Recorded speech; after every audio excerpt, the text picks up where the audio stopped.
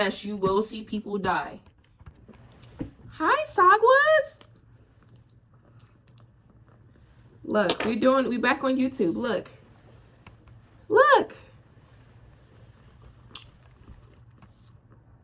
Welcome back to Tia on Tour. Life has been very hectic for me and Sagwa because, as you can see behind us, we now live in a hotel. So y'all know from previous videos that I moved to Michigan, and I did not know that the RV park that was closest to my travel job was seasonal. So I couldn't find like an Airbnb or a place to actually, stay at. So I had to sit here and just say, you know what, I'm going to go to a hotel because I decided to extend my contract, and I didn't want to sit there and unextend my contract because then that just would have uprooted my life, so quickly and I ain't have time for that. My lips are a little dry, but anyways, this video is going to be about the pros and cons of being an Xray tech, right? Let me see if this will get in the way. I've been an Xray tech for a little over a year. The journey to becoming an Xray tech was kind of rough for me because I ended up moving. I switched to schools. I had to start over.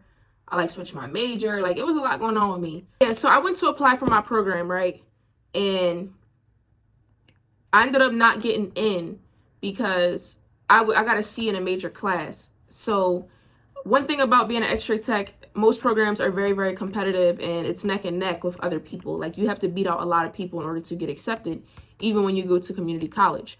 So me getting a C in a major class knocked me down to a point where I didn't get accepted. So I said, you know what? I'm going to work, do what I need to do, save my money so that next year, that was in 2019. So I'm like, all right, I'll apply next year. So when I applied the next year, it was 2020, and obviously that was COVID time. So when I applied, the program got postponed until the following year. So I didn't actually start Xray school itself until 2021. So yeah, like I said, it was a rough journey for me. I switched schools. I was on academic probation at the school I went to before that. I kind of hit rock bottom, had a lot of mental issues, and it was rough, but I made it. But let's get into the actual pros and cons, because I know a lot of people commented on my 10K video and, was asking questions and saying they got accepted, they waiting to get accepted. So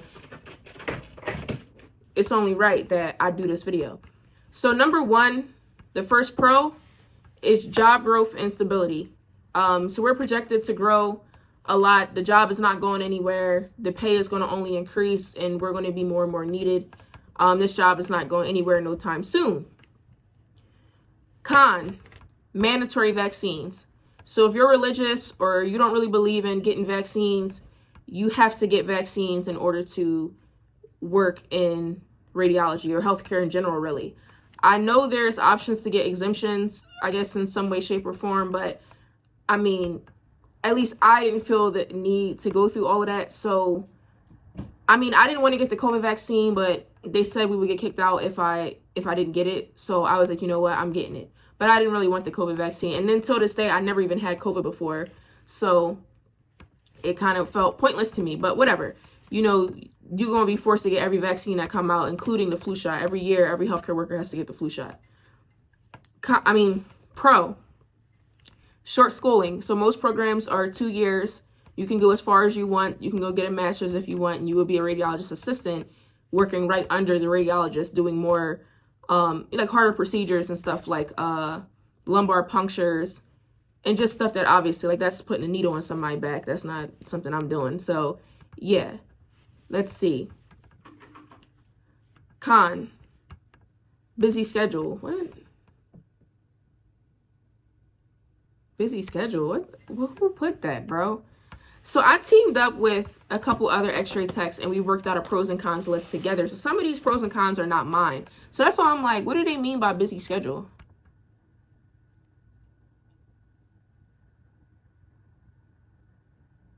I don't know. Then I put in parentheses 40 hours. I'm confused. That's a normal work week. Anyways, we just gonna skip that con. I don't know what that means.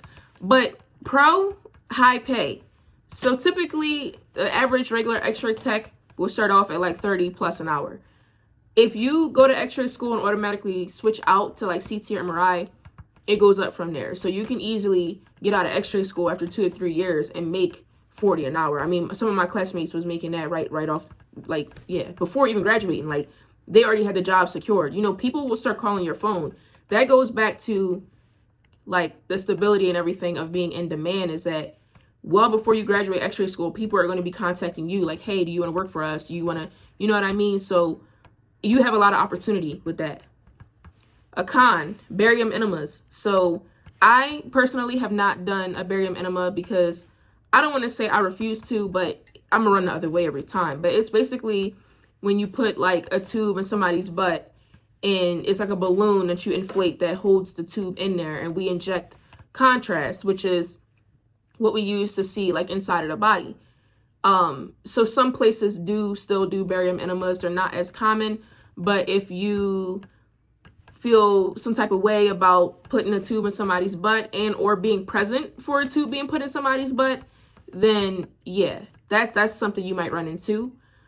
A pro is many modalities. So when you go to X-ray school, not only can you do X-ray, you can train into a CT, MRI, mammography, interventional radiology, cath lab. Some places do DEXA scans. You can even go back to school to do radiation therapy, dosimetry. I don't know if I'm missing any other ones. I know some mammo techs also do ultrasound. So even though you technically didn't go to an ultrasound program, you still can kind of cross-train to do like breast ultrasound too. So, you know, we really can do a lot with just this 1 degree. A con, arrogant and entitled techs. A lot of times you do hear about new nurses or nurse students talking about the way that they have been treated by nurses that they have to follow around. I've heard it plenty of times that, and I also experienced myself, that some techs, you know, are mean or evil or will lie on you. Well, you know, so you have to be careful, you know, when you go to certain programs and certain hospitals, because people are mean. Everybody's not, you know, a people person. People just are just whatever. So that's something that you should prepare yourself for, because obviously every hospital and every tech ain't the same. There was plenty of techs that I loved, and it was plenty of techs that I never wanted to see again, and I had to see them again. That's what I'm telling you. So I feel like if you have a smart mouth like me, or you have, I don't want to say an attitude problem, but if you're like kind of snappy or snippy, you know, get it together right now. You know what I mean? Think of the bigger picture, work on that, because you most likely will run into somebody like that. Pro, every day is different. You know, we work in an operating room. We go to the NICU to work with babies. We work with, obviously, like pediatric, like young kids. We do fluoro, like swallowing studies and different stuff like that. So no day is really the same. No patient is the same, you know. So, I mean, I like that I don't get bored, and you know, it's not a repetitive, just sit down job. I just think that it doesn't get old. A con, some radiation exposure. It's actually not a lot of exposure. In X-ray school, you learn about time, distance, and shielding. So time, obviously short time, it's like 1 split second of radiation. Distance, the further you are away, obviously the less dosage, because it doesn't travel out that far. You know, the more you move away, the less exposure. And then shielding, when we wear lead, obviously that's blocking some radiation. So ultimately you're not getting much exposure. And also we wear monitors that regulate how, like, we can't go over a certain amount of radiation in a certain given period of time. So we wear monitors to make sure that we stay below whatever that limit is. And we wear it outside of the lead. So it's not actually, like, the reading on the monitor is not exactly what we were exposed to. It's what we potentially got exposed to, because we wear it on the outside. So if the monitor says, I don't know, 10, I think probably we only got exposed to 1. You get what I mean? Like, it's some exposure, but it's not, whatever the reading is on there, wouldn't be accurate unless you never wore lead the entire time that you know, was exposed to radiation. Then obviously that reading would be correct. But that's why you're supposed to wear lead as much as possible. A pro, travel pay. The fact that we can travel for work and make a lot of money and expose ourselves to different environments and move around and not be stuck in one place making the same set amount of money, I think is great. It's definitely worth it. So it can be physically demanding, which is the next con. You know, you will have to like lift patients, roll patients, and push patients around and lean them forward. And some patients are big, you know. You got to make sure you don't throw your back out, you know, when you moving patients and doing certain things. But it's not that terrible. It's not that physically demanding. You know, it is, but it ain't. And there's most likely people around to help, you know. Don't be afraid to ask a nurse for help, because that's what they're there for. That's what everybody's there for. You know what I mean? Another pro, what is going on? A pro is critical thinking skills. That goes back to what I said about every patient being different, every day being different, is that you have patients that can't move, that can't roll, that can't do certain things. And you have to think outside of the box to be like, okay, how can I get this picture? In what way can I position the board or the patient or the bed or the, you know, to get what I need? Because, you know, when radiologists look at these pictures, they don't know, like, you know, as long as the picture look how it's supposed to look, they don't even know all that you did to get the picture. But it's nice to know in the moment, like, damn, you know, I didn't really know how to do this, or this patient was kind of hard, but I figured out a way to get it. So it's so many different tricks and things that people will teach you throughout X-ray school, and even after that, you kind of take with you and can use, you know, in the future. I would say a con is emotional distress. If you love people and care about people, I will say now, yes, you will see people die. You will have traumatic. Now, I can say that once you become an X-ray tech, you can choose to work in outpatient settings, or, you know, like a lower hospital, like a lower level of a hospital, like a 3, or where you won't really typically see people die. But I know that most X-ray programs, if not all, force you to rotate through a level 1 hospital, because obviously you need that experience. So even rotating through these level 1 trauma hospitals as a student, you most likely will see traumatic things. I've seen plenty of traumatic things happen to people of all ages, and it's honestly things that would keep you up at night. So definitely be prepared for that. A pro that I would like to add to that, though, is that in radiology, we have a fast turnover. We see patients and then we don't. So you don't get to build that emotional type of bond with them to where if something tragic happens to them, or at least, you know, like a fatal type of thing, it's not like yes, you're sad, but it's not like a patient that you were with for weeks on end, because that was your, you know, nurses, they deal with patients for a whole shift. They have patients on their floor for weeks on end, months on end, to where that moment that would happen, it would hurt 10 times more. Us, it's like, yes, it's sad, but we didn't really get in that mold with them, or that feel, you know what I mean? Like, it's easier for us to kind of turn it off because it's not somebody that we built a bond with. So I like that I get direct patient care, but I also like that it's not for an extended amount of time. A con, obviously, diseases and body fluids, you know, vomit, blood, pus, maggots, all of that. Yes, you will encounter that, you know, tuberculosis, like airborne wounds and C. diff, and yes, you're gonna be exposed to that regardless. Not exposed, but you know what I mean. Like, you're gonna have to go in these rooms and potentially be exposed to certain things if you don't, you know, obviously use the correct PPE. I have never been exposed to anything this you know, this whole time, but it's still something to think about. A pro and a con, I would say, is working in the operating room.